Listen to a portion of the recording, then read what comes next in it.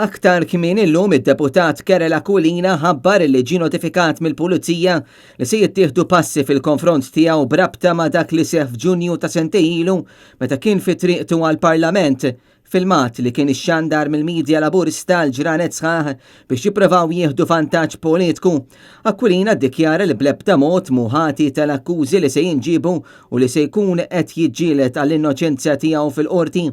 Karel Aquilina kiteb lil kap tal-Partit Nazzjonalista Bernard Grech u nfurmah l-reżenja b'mod immedjat mill-irwoli tiegħu ta' kelliem għall-ġustizzja u riformi elettorali u minn segretarju tal-grupp parlamentari u insista li din ir-reżenja isservi ta' eżempju ta' xhieda lil Partit Nazzjonalista mhux biss jitkellem dwar l-standards iżda jipprattikhom. Fil-fatt, fi stqarrija l-kap tal-Partit Nazzjonalista Bernard Grech qal li dawn huma l-standards li jemmen fihom il-partit, dan kuntrarju għal kif qiegħed iġibruħu l-Prim Ministru Robert Abela f'każ ħafna aktar serju fil-konfront tal-Ministru għall-Edukazzjoni Ġustin Caruana fuq kuntratt ta' konsulenza ta' 5,000 euro fix-xahar ibbażat biss fuq ħbiberija u mhux fuq esperjenza ħila jew kwalifiki. Il-kap tal-Partit Nazzjonalista punta lil Joe Ellis bħala kelliem tal-Oppożizzjoni għall-Ġustizzja u r-Riformi Elettorali u lil Robert Kutajjar bħala segretarju tal-Grupp